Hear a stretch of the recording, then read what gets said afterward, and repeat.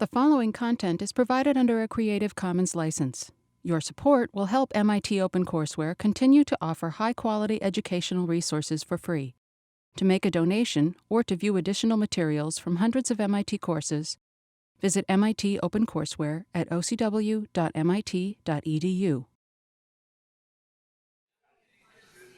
Okay. Shall we begin? Let me remind you, we switched topics. We transitioned from linear algebra, solving systems of linear equations, to solving systems of nonlinear equations. And it turns out linear algebra is at the core of the way that we're going to solve these equations. We need iterative approaches. These problems are complicated. We don't know how many solutions there could be. We have no idea where those solutions could be located. We have no exact ways of finding them. We use iterative methods to transform nonlinear equations into simpler problems, right? Iterates of systems of linear equations. And the key to that was the Newton-Raphson method. So I'm going to pick up where we left off with the Newton-Raphson method. And we're going to find out ways of being less Newton-Raphson-y in order to overcome some difficulties with the method, shortcomings of the method. There are a number of them that have to be overcome in various ways. And you sort of choose these so-called Quasi-Newton-Raphson methods as you need them. Okay, so you'll find out, you try to solve a problem, and the Newton-Raphson method presents some difficulty. You might resort to a Quasi-Newton-Raphson method instead. Built into MATLAB is a nonlinear equation solver, fsolve. Okay, it's going to happily solve systems of nonlinear equations for you. And it's going to use this methodology to do it. It's going to use various aspects of these Quasi-Newton-Raphson methods to do it. I'll sort of point out places where fsolve will take from our lecture and implement them for you. It'll even use some more complicated methods that we'll talk about later on in the context of optimization. Somebody asked an interesting question, which is how many of these nonlinear equations am I going to want to solve at once, right? Like, I have a system of these equations. What does a big system of nonlinear equations look like? And just like with linear equations, it's as big as you can imagine. So one case you could think about is trying to solve, for example, the steady Navier-Stokes equations, right? That's a nonlinear partial differential equation for the velocity field and the pressure in a fluid. And at high Reynolds number, that nonlinearity is going to present itself in terms of inertial terms that may even dominate the flow characteristics in many places. We'll learn ways of discretizing partial differential equations like that. And so then, at each point in the fluid we're interested in, we're going to have a nonlinear equation that we have to solve, right? So there's going to be a system of these nonlinear equations that are coupled together. How many points are there going to be? That's up to you, okay? And so you're going to need methods like this to solve that. It sounds very complicated. So a lot of times in fluid mechanics, we have better ways of going about doing it. But in principle, we'd have any number of nonlinear equations that we want to solve. Okay. We discussed last time the Newton-Raphson method, which was based around the idea of linearization. We have these nonlinear equations. We don't know what to do with them. So let's linearize them, right? If we have some guess for the solution, which isn't perfect, but it's our best possible guess, let's look at the function and find a linearized form of the function and see where that linearized form has an intercept. And we just have an ansatz. We guess that this is a better solution than the one we had before, and we iterate. Okay? It turns out you can prove that this sort of a strategy, this Newton-Raphson strategy, is locally convergent, right? If I start with a guess sufficiently close to the root, you can prove mathematically that this procedure will terminate with a solution at the root, right? It's going to approach, after an infinite number of iterates, the root. Okay? That's wonderful. It's locally convergent, not globally convergent. So this is one of those problems that we discussed. Take a second here, right? Here's your Newton-Raphson formula. You got it on your slides. Take a second here, and this is sort of interesting. Derive the Babylonian method, right? Turns out the Babylonians didn't know anything about Newton-Raphson, but they had some good guesses for how to find square roots, right? Find the roots of an equation like this. See that you understand the Newton-Raphson method by deriving the Babylonian method, right? The iterative method for finding the square root of s as the root of this equation. Can you do it?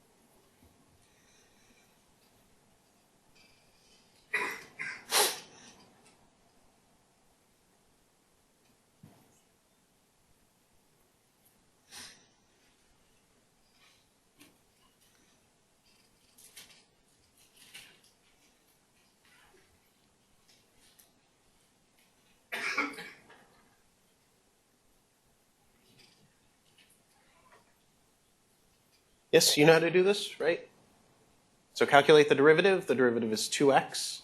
Here's our formula for the iterative method, right? So it's f of x over f prime of x. That sets the magnitude of the step. The direction is minus this magnitude. It's in 1D, so we either go left or we go right. Minus sets the direction, right? We add that to our previous guess. And we have our new iterate, right? You substitute f and f prime, and you can simplify this down to the Babylonian method, which said, take the average of x and s over x. If I'm at the root, both of these should be square root of s, and this quantity should be 0 exactly, right? And you'll get your solution. So that's the Babylonian method, right? It's just an extension of the Newton-Raphson method. It was pretty good back in the day, right? Quadratic convergence to the square root of a number.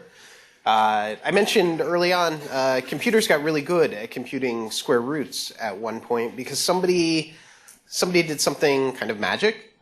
They came up with a scheme for getting good initial guesses for the square roots, right? This iterative method has to start with some initial guess. If it starts far away, it'll take more iterations to get there. It'll get there, okay, but it's going to take more iterations to get there. That's undesirable if you're trying to do fast calculations. So somebody came up with some magic scheme using floating point mathematics, right? They masked some of the bits in the digits of these numbers, a special number to mask those bits. They found that using optimization, it turns out. And they got really good initial guesses, and then it would take 1 or 2 iterations with the Newton-Raphson method to get 16 digits of accuracy. It's pretty good, okay? But good initial guesses are important. We'll talk about that next week on Wednesday. Where do those good initial guesses come from? Okay? But sometimes we don't have those available to us. So what are some other ways that we can improve the Newton-Raphson method? That'll be the topic of today's lecture. Oh, what's the Newton-Raphson method look like graphically in many dimensions, right? We talked about this Jacobian, right? When we're trying to find the roots of a nonlinear equation where our function has more than one dimension. Let's say it has 2 dimensions, so we have an f1 and an f2, and our unknowns are x1 and x2. They live in this x1, x2 plane, right? f1 might be this, say, bowl-shaped function I've sketched out in red, right? It's 3-dimensional. It's some surface here, right? We have some initial guess for the solution. Okay? We go up to the function and we find a linearization of it, which is not a line, but a plane, and that plane intersects the x1, x2 plane at a line, right? And our next best guess is going to live somewhere on this line.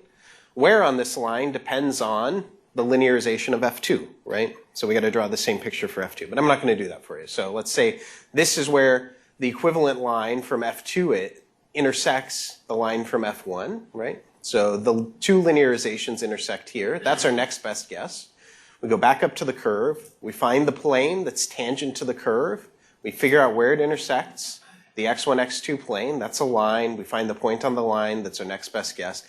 And continue, right? Finding that intersection in the plane is the act of computing Jacobian inverse times f. Okay.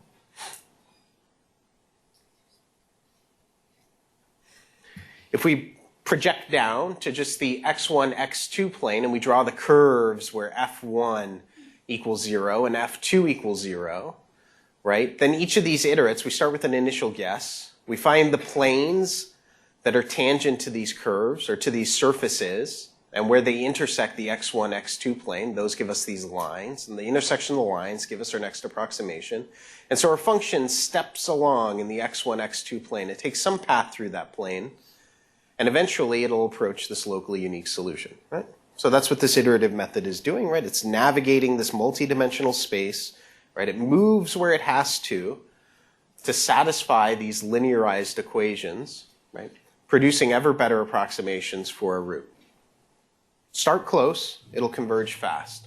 Okay, how fast? Quadratically. Okay, you can prove this. I'll prove it in 1D. You might think about the multi-dimensional case, okay, but I'll show you in 1 dimension.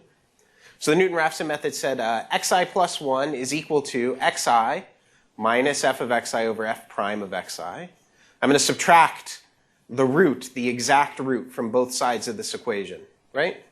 So this is the absolute error in the I plus 1 approximation. Okay? It's equal to this. And we're going to do a little trick, okay? The value of the function at the root is exactly equal to 0. And I'm going to expand this, right, as a Taylor series about the point xi.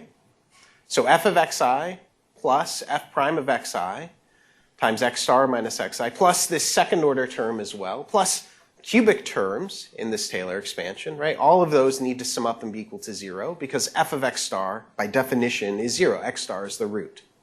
Okay? And buried in this expression here, okay, is a quantity which can be related to xi minus f of xi over f prime minus x star. It's right here, right? Xi minus x star, xi minus x star. I got to divide through by f prime, and I get f over f prime. That's this guy here. Those things are equal in magnitude then to this second order term here. So they're equal in magnitude to 1/2 the second derivative of f divided by f prime times xi minus x star squared. And then these cubic terms, well, they're still around, but they're going to be small as I get close to the actual root. So they're negligible, right? Compared to these second order terms, they can be neglected. Now, you should convince yourself that I can apply some of the norm properties that we used before, okay, to the absolute value. The absolute value is the norm of a scalar, okay? And so these norm properties tell me that this quantity has to be less than or equal to, right, this ratio of derivatives multiplied by the absolute error in step I squared. And I'll divide by that absolute error in step I squared.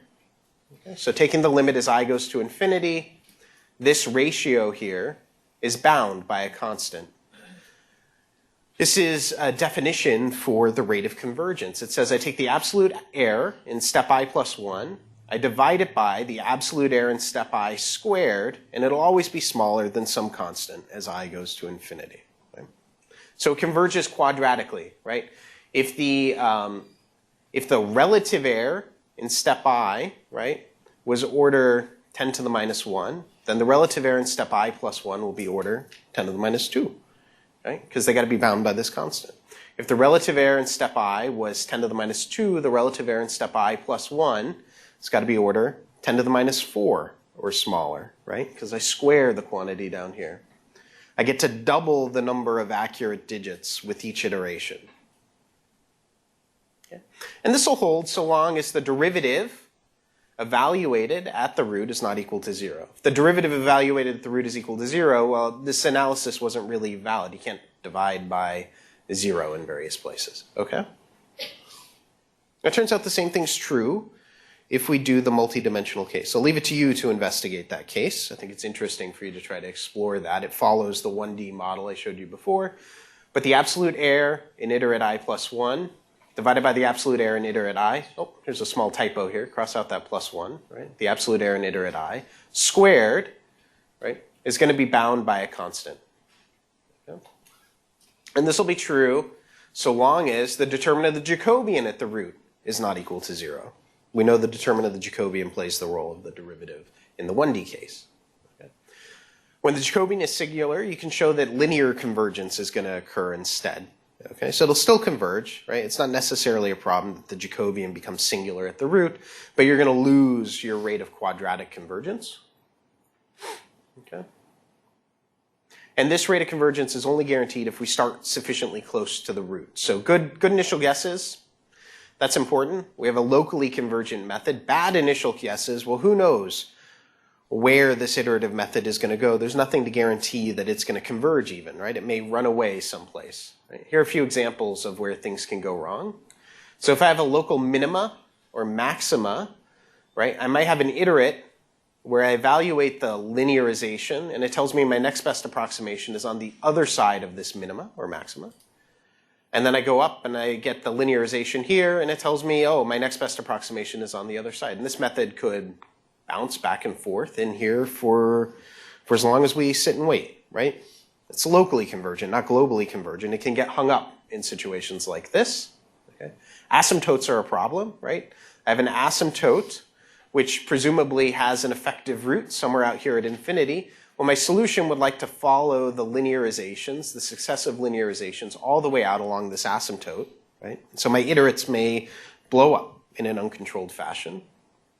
You can also wind up with funny cases where our NewtonRaphson steps continually overshoot the root. So there can be functions, right, who have a power law scaling right near the root such that the derivative, right, doesn't exist, okay?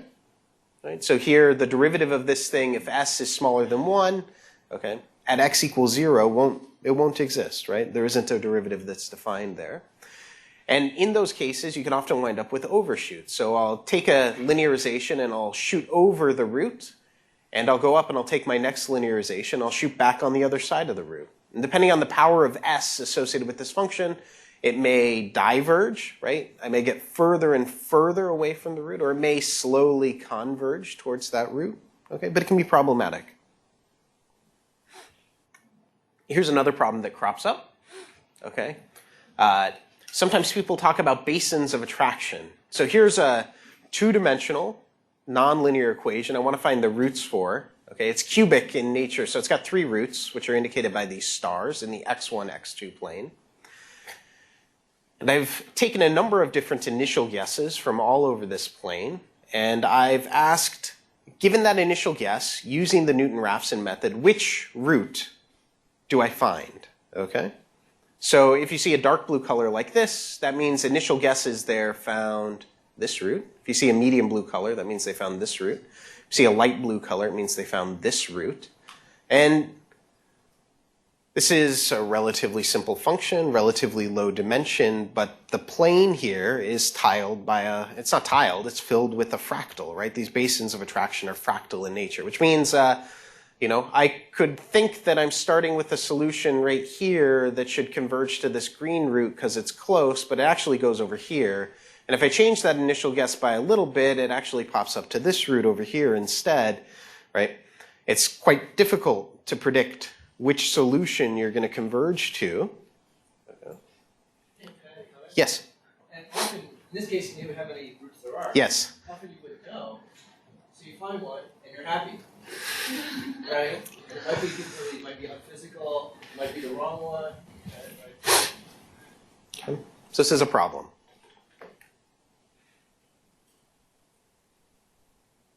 I think this is about the minimum level of complexity you need, which is not very complex at all in a function to get these sorts of basins of attraction. Polynomial equations are ones that really suffer from this especially, but it's a problem in general. You often don't know. Okay? I'll show you Quasi-Newton-Raphson methods that help fix some of these problems. How about other problems, right? It's good to know where the weaknesses are. Newton-Raphson sounds great, but where are the weaknesses? Let's see. The Jacobian might not be easy to calculate analytically, right? So far, we've written down analytical forms for the Jacobian. We've had simple functions, okay? But maybe it's not easy to calculate analytically, right? You should think about what are the sources for this function f of x that we're trying to find the roots for. Also, we got to invert the Jacobian. We know that's a matrix, and matrices which have a lot of dimensions in them are complicated to invert, right? There's a huge amount of complexity, computational complexity in doing those inversions. It can take a long time to do them. Okay? It may be undesirable to have to constantly be solving a system of linear equations. So we might think about some options for mitigating this. Sometimes it won't, right, converge at all or to the nearest root. This is this overshoot or basin of attraction problem. And we'll talk about these modifications that correct these issues. They come with a penalty, though. Okay? So Newton-Raphson was based around the idea of linearization. If we modify that linearization, we're going to lose some of these great benefits of the Newton-Raphson method, namely that it's quadratically convergent, right? We're going to make some changes to the method, and it's not going to converge quadratically anymore. Okay? It's going to slow down, but maybe we'll be able to rein in the method and make it converge either to the roots we want it to converge to or converge more reliably than it would before. Maybe we'll be able to actually do the calculation faster, even though, right, it may require more iterations. Maybe we can make each iteration much faster using some of these methods. Okay, so here are the 3 things that we're going to talk about. We're going to talk about approximating the Jacobian with finite differences. We're going to talk about Boyden's method for approximating the inverse of the Jacobian. And we're going to talk about something called damped Newton-Raphson methods. Right? Those will be the 3 topics of the day. Okay, so here's what I said before. Analytical calculation of the Jacobian requires analytical formulas for f. And for functions of a few dimensions, right, these calculations are not too tough. For functions of many dimensions, right, this is tedious at best, error-prone at worst, right? Think about even something like 10 equations for 10 unknowns. If your error rate is 1%, well, you're shot, right? There's a pretty good chance that you missed one element of the Jacobian. You made a mistake somewhere in there. And now you're not doing Newton-Raphson. You're doing some other iterative method that isn't the one that you intended. There are a lot of times where maybe you have an analytical formula for some of these f's, but not all of them. Okay, so where can these function values come from? We've seen some cases maybe where you have physical models, thermodynamic models that you can write down by hand, but where are other places that these functions come from? Ideas? Oh, good. Beautiful. So this is going to be the most common case, right? Maybe you want to use some sort of simulation code, right, to model something. Right? Somebody else's simulation code. They're an expert at doing finite element modeling, but the output is this f that you're interested in. The input to the simulation are these x's, right? And you want to find the roots associated with this problem that you're solving via the simulation code, right? This is pretty important, being able to connect different pieces of software together. Okay? Well, there's no analytical formula for f there. Okay? You're shot, right? So it may come from results of simulations. This is extremely common. It could come from interpolation of data. Okay? So you may have a bunch of data that's being generated by some physical measurement or process, either continuously or you just have a data set that's available to you. Okay?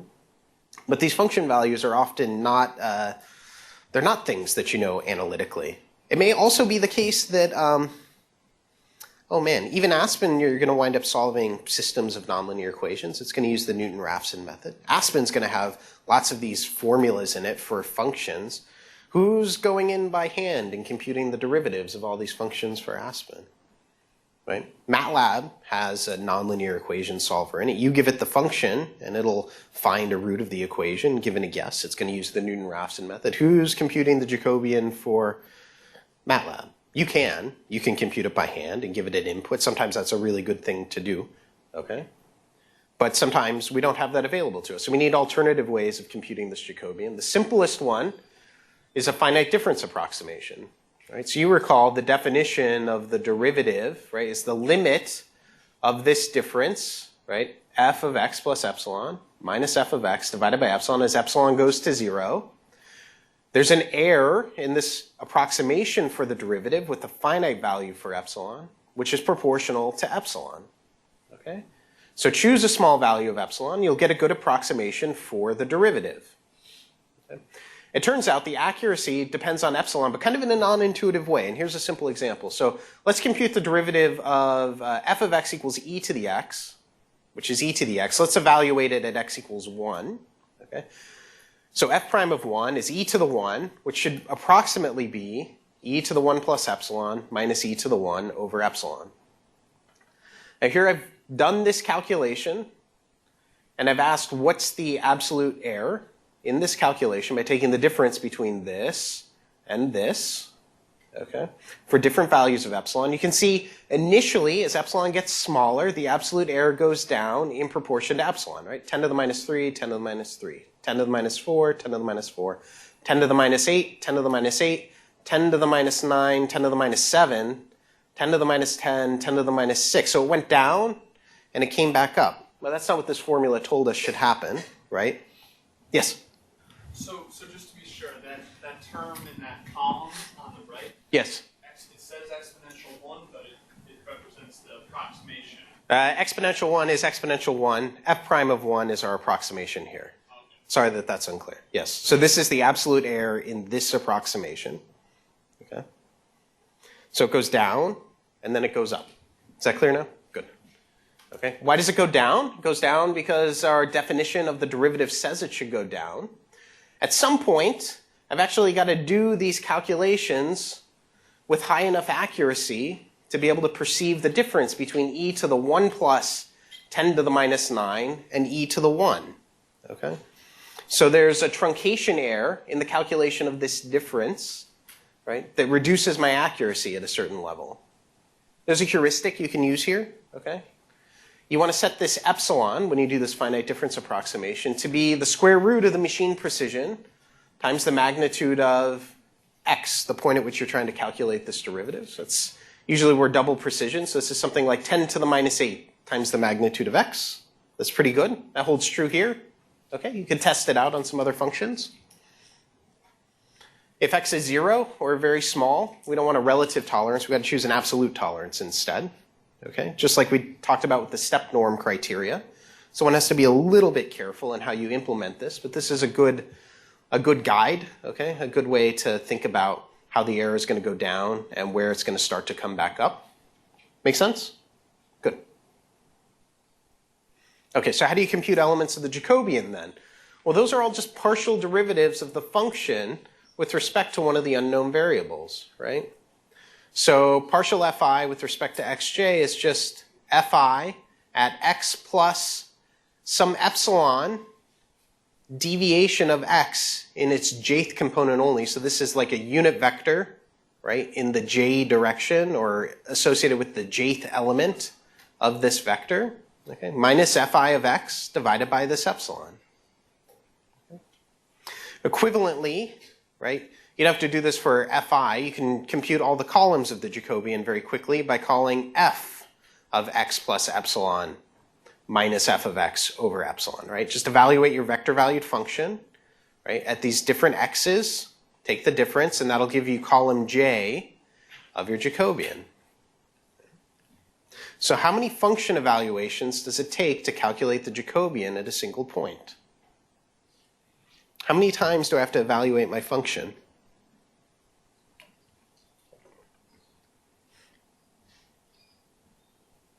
Yeah. 2n, right. So if I have n, right, if I have n elements to x, I've got to make 2 function calls per column of j. There's going to be n columns in j. Okay, so 2n function evaluations to compute the Jacobian at a single point. Is that really true though? Not quite. F of x is f of x, right? I don't have to compute it every time. I just compute f of x once, right? So it's really like n plus 1 that I have to do, right? N plus 1 function evaluations to compute this thing. I actually got to compute them though. Function evaluations may be really expensive, okay? Suppose you're doing some sort of complicated simulation, like a finite element simulation. Maybe it takes minutes to generate a function evaluation. Okay, so it can be expensive to compute the Jacobian in this way. Just be expensive to compute the Jacobian. How is approximation of the Jacobian going to affect the convergence? What's going to happen to the rate of convergence of our method? It's going to go down, right? It's probably not going to be linear. It's not going to be quadratic. It's going to be some superlinear factor. It's going to depend on how accurate the Jacobian is, how sensitive the function is near the root, okay? But it's going to reduce the accuracy of the method or the convergence rate of the method by a little bit, okay? That's okay. So this is what MATLAB does, right? It uses a finite difference approximation for your Jacobian when you give it a function and you don't tell it the Jacobian explicitly. Here's an example of how to implement this yourself, okay?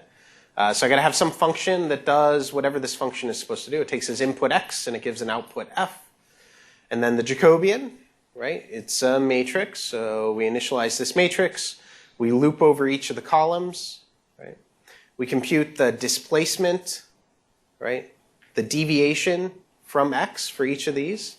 And then we compute this difference and divide it by epsilon, okay? I haven't done everything perfect here, right? Here's an extra function evaluation. I could just calculate the value of the function at x before doing the loop, okay? I've also only used a relative tolerance here. I'm going to be in trouble if xi is 0, right? It's going to be a problem with this algorithm. So these are the little details one has to pay attention to, okay? But it's a simple enough calculation to do. Loop over the columns, right? Compute these differences. Divide by epsilon. You have your approximation for the Jacobian.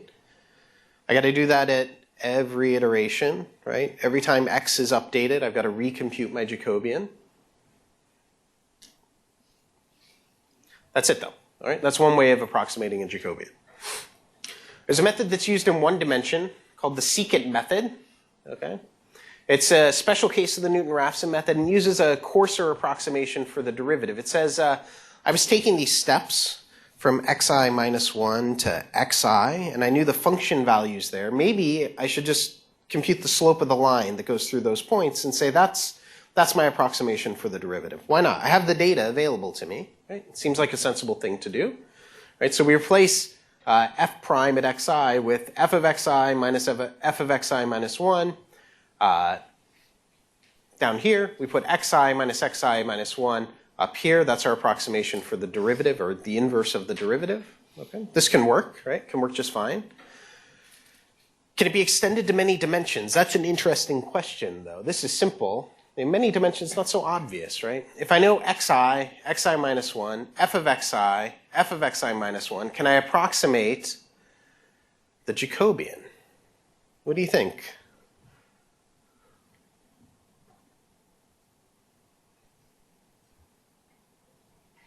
Does it strike you as though there might be some fundamental difficulty to doing that?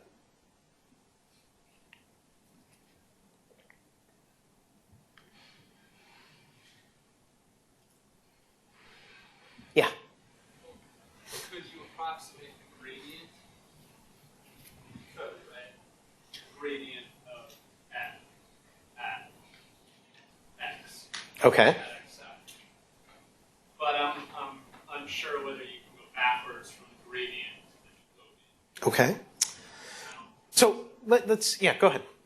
Perhaps the difficulty is that, I mean, when they're just single values, Yeah. you can think of this, Jacobian as kind of like a derivative, right? Yeah. Just finite difference. Yes. When you get really big, you get like a vector, a function of xi, a vector, a function of xi minus 1 or whatever, Mm-hmm. and then a vectors of these x's. And so if you're, Had- then it kind of loses meaning, right? You divide these vectors by vectors. Yeah, so how do I divide these things? That's a good question. The Jacobian, how much information content is in the Jacobian?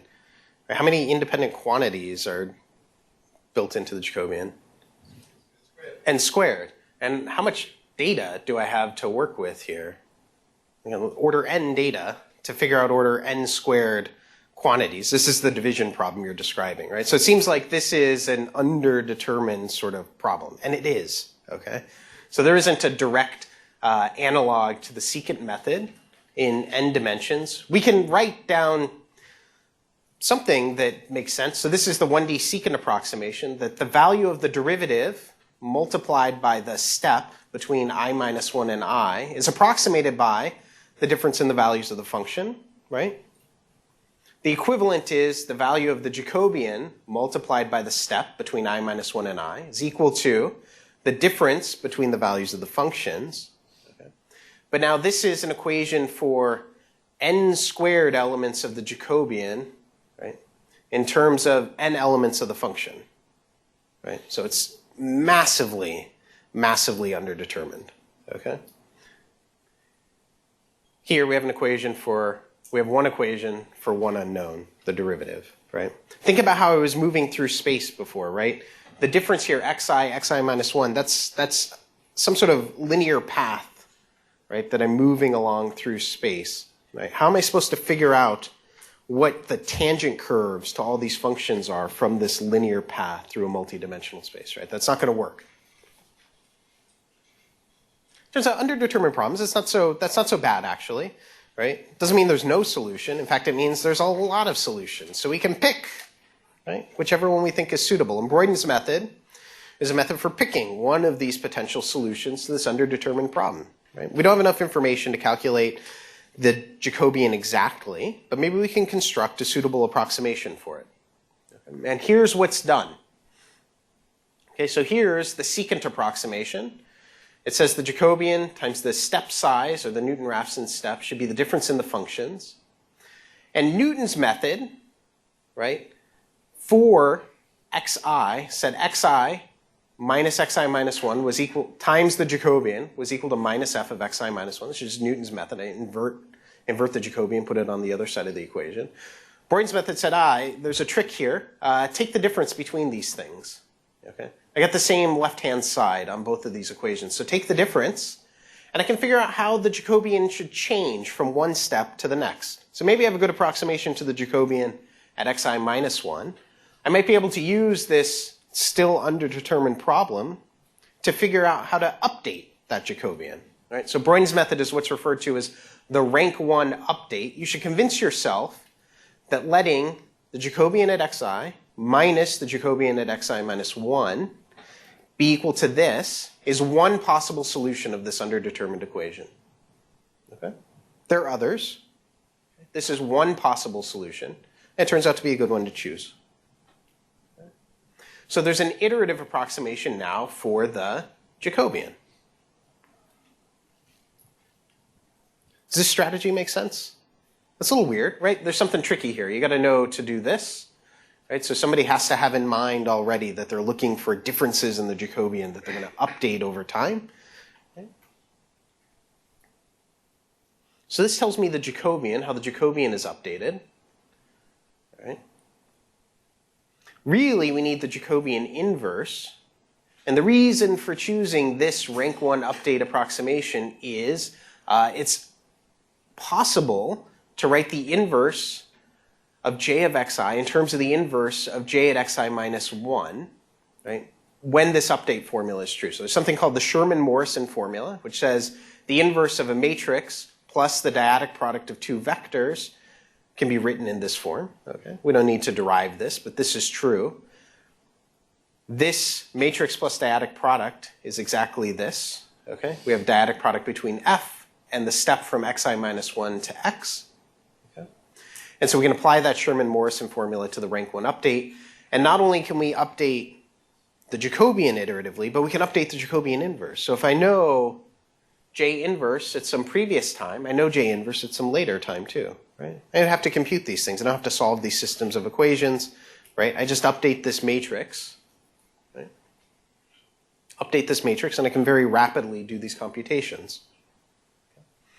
So not only do we have an iterative formula for the steps, right, from x0 to x1 to x2 all the way up to our converged solution, we can have an iterative formula for the inverse of the Jacobian. We give up accuracy, but that's paid for in terms of the amount of time we have to spend doing these calculations. Okay? Does it pay off? It depends on the problem, right? We try to solve problems in different ways. This is a pretty common way to approximate the Jacobian. Questions about this? Okay, Boyden's method. All right, here's the last one. The damped Newton-Raphson method. All right, we'll do this in one dimension. Okay, so the Newton-Raphson method, Newton-Raphson told us, take a step from xi to xi plus 1 that is this big. Okay, xi to xi plus 1, it's this big. Sometimes you'll take that step, and you'll find that the value of the function at xi plus 1 is even bigger than the value of the function at xi. There was nothing about the Newton-Raphson method that told us the function value is always going to be decreasing. But actually our goal is to make the function value go to 0 in absolute value. So it seems like this step, not a very good one, right? What are Newton and Raphson thinking here? This is not a good idea. The function value went up. Far from a root, okay, the Newton-Raphson method is going to give these sorts of erratic responses, right? Who knows what direction it's going to go in? It's only locally convergent, okay? It tells us a direction to move in, but it doesn't always give the right sort of magnitude associated with that step. And so you take these steps and you can find out the value of your function, the normed value of your function is bigger than where you started. It seems like you're getting further away from the root. Our ultimate goal is to drive this norm to 0. So steps like that you might even call unacceptable, right? Why would I ever take a step in that direction? Maybe I should use a different method. When I take a step that's so big, my function value grows in norm value. Okay. So what one does oftentimes is introduce a damping factor, right? We said that this ratio, or equivalently, the Jacobian inverse times the value of the function, gives us the right direction to step in. But how big a step should we take, right? It's clear, right? A step like this is a good one, right? It reduced the value of the function, right? And it's better than the one we took before, which was given by the linear approximation. So if I draw the tangent line, it intercepts here. If I take a step in this direction, but I reduce the slope by having some damping factor that's smaller than 1, I get closer to the root. Ideally, we'd like to choose that damping factor to be the one that minimizes the value of the function at xi plus 1, right? So it's the argument that minimizes the value of the function at xi plus 1, or at xi minus alpha f over f prime. Okay? Solving that optimization problem is as hard as finding the root itself. Okay? So ideally this is true, but practically you're not going to be able to do it. So we have to come up with some approximate methods of solving this optimization problem. Actually, we don't even care about getting it exact. We know NewtonRaphson does a pretty good job. We just want to, some sort of guess that's respectable for this alpha, okay, so that we get close to this root. Once we get close, we'll probably choose alpha equal to 1. We'll just take the NewtonRaphson steps all the way down to the root. Okay. So here it is in many dimensions, right? Modify the Newton-Raphson step by some value alpha. Choose alpha to be the argument that minimizes the norm value of the function at xi plus 1. Okay. Here's one way of doing this. So this is called the Armijo line search. See, line search. Okay. Start by letting alpha equal to 1. Take the full Newton-Raphson step and check. Was the value of my function smaller than where I started? Okay. If it is, let's take the step. Okay. It's getting us, we're accomplishing our goal. We're reducing the value of the function in norm. Maybe we're headed towards 0. That's good. Okay. Accept it. If no, let's replace alpha with alpha over 2. Let's take a shorter step. Okay. We take a shorter step and we repeat, right? Take the shorter step. Check whether the value of the function with the shorter step is acceptable. If yes, let's take it and let's move on. And if no, right? Replace alpha with alpha over 2 and continue. So we have our step size every time. Okay. We don't just have to have it. We could choose different factors to reduce it by. Okay. But we try to take shorter and shorter steps until we accomplish our goal of having a function, right, which is smaller in norm at our next iterate than where we were before. The function value will be reduced. The Newton-Raphson method picks a direction that wants to bring the function value closer to 0. Okay? We linearized the function and we found the direction we needed to go to make that linearization go to 0. So there is a step size for which the function value will be reduced. Okay? And because of that, this Armijo line search or this damped Newton-Raphson method is actually globally convergent. Right? The iterative method will terminate. Okay? You can guarantee it. Here's what it looks like graphically. Right? I take my big step, my alpha equals 1 step. I check the value of the function. It's bigger in absolute value than where I started, so I go back. I take half that step size. Okay. I look at the value of the function, still bigger. Let's reject it and go back. I take half that step size again. The value of the function here is now smaller in absolute value, so I accept it. Okay, and I put myself pretty close to the root. So it's convergent, globally convergent. Okay, that's nice. It's not globally convergent to roots, which is a pain. But it's globally convergent. It'll terminate eventually. Okay, you'll get to a point where you won't be able to advance your steps any further. Okay, it may converge to minima or maxima of a function. Okay, or it may converge to roots, but it will converge. I showed you this example before with basins of attraction, right? So here we have different basins of attraction. They're all colored in. They show you which roots you approach. Here I've applied the damped Newton-Raphson method, right, to the same system of equations. And you can see the basins of attraction are shrunk because of the damping, right? What happens when you're very close to places where the determinant of the Jacobian is singular, right? You take all sorts of wild steps, okay? You go to places where the value of the function is bigger than where you started, okay? And then you've got to step down from there to try to find the root. Who knows where those locations are, right? It's a very complicated, geometrically complicated space that you're moving through. And the damped Newton-Raphson method's forcing the steps to always reduce the value of the function. And so they reduce the size of these basins of attraction. So this is often a nice way to supplement the Newton-Raphson method when your guesses aren't very good to begin with. When you start to get close to the root, you're always just going to accept alpha equals 1, right? The first step will be the best step, and then you'll converge very rapidly to the solution. Do we have to do any extra work, actually, to do this damped Newton-Raphson method? Does it require extra calculations?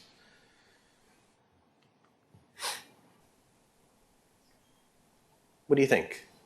A lot of extra calculations? How many extra calculations does it require? Of course it requires extra. How many?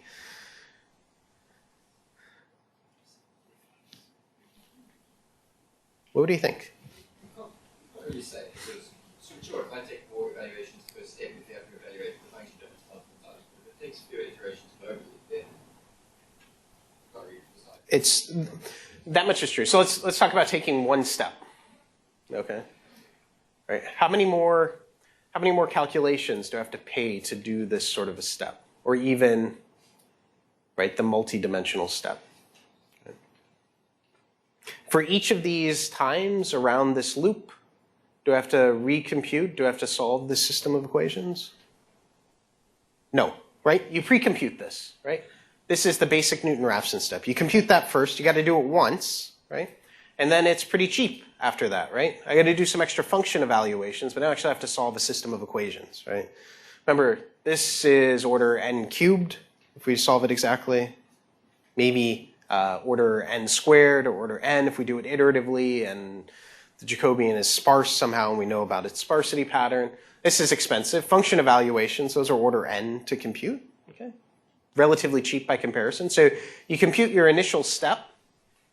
Right? That's expensive, but all of this down here is pretty cheap. Yeah? You're also assuming that your function evaluations are reasonably cheap. This is true. Coming from a simulation, that might be the denominator. It's true. Well, Jacobian's also very expensive to compute then, too. So, you, Depends how you do it. Obviously, if you do approximate. sure. No, I don't disagree. I think one has to pick the methods you're going to use to suit the problem. But it turns out this doesn't involve much extra calculation. So by default, for example, fsolve in MATLAB is going to do this for you, or some version of this. Okay, it's going to try to take steps that aren't too big. It'll limit the step size for you so that it keeps the value of the function reducing in magnitude. Okay, it's a pretty good general strategy. Yes. Just as a follow-up on this topic, so why do we just keep one value for alpha, but only some factor x? I see. So why? Ask that one more time. This is a good question. Can you say it a little louder so everyone can hear? So why, instead of just having one value of alpha, not have several values of alpha that you reduce your step size in different directions? I see. So the question is, yeah, we use the scalar alpha here, right? If we wanted to, we could reduce the step size and also change direction. We would use a matrix to do that instead, right? It would transform the step and change its direction. And maybe we would choose different alphas along different directions, for example. So a diagonal matrix with different alphas. We could potentially do that, okay? We're probably going to need some extra information to decide how to set the scaling in different directions, okay? One thing we know for sure is that the Newton-Raphson step will reduce the value of the function. If we take a small enough step size, it will bring the value of the function down. We know that because we did a Taylor expansion of the function to determine that step size, right? And that Taylor expansion was going to be, that Taylor expansion is nearly exact in the limit of very, very small step sizes. So there will always be some small step in this direction which will reduce the value of the function. In other directions, right, we may reduce the value of the function faster. We don't know which directions to choose, okay? Actually, I shouldn't say that. When we take very small step sizes, this is the direction that's reducing the value of the function fastest. There isn't a faster direction to go in when we take impossibly small, right, vanishingly small step sizes. Okay? But in principle, if I had some extra information in the problem, I might be able to choose step sizes along different directions. I may know that one of these directions is more ill-behaved than the other ones, right? And choose a different damping factor for it. That's a possibility. But we actually have to know something about the details of the problem we're trying to solve if we're going to do it. So it's a wonderful question, right? I mean, you could think about ways of making this potentially more robust. I'll show you an alternative way of doing this when we talk about optimization. In optimization, we'll solve systems of nonlinear equations to solve these optimization problems. There's another way of doing the same sort of strategy that's more along what you're describing. Maybe there's a different direction to choose instead that could be preferable. This is something called the dogleg method. Okay? Great question. Anything else? No. Okay. So, globally convergent, right? Converges to roots, local minima or maxima, right? There are other modifications that are possible. We'll talk about them in optimization. There's always a penalty to doing this, right? The penalty is in the rate of convergence. Okay, so it'll converge more slowly, but maybe you speed the calculations along anyways, right? Maybe it requires fewer iterations overall to get there because you tame the locally convergent properties of the Newton-Raphson method, or you shortcut some of the expensive calculations like getting your Jacobian or calculating the Jacobian inverse. All right? Good. So Monday we're going to review sort of topics up till now. Professor Green will run the lecture on Monday, and then after that we'll pick up with optimization, which will follow right on from what we've done so far. Thanks.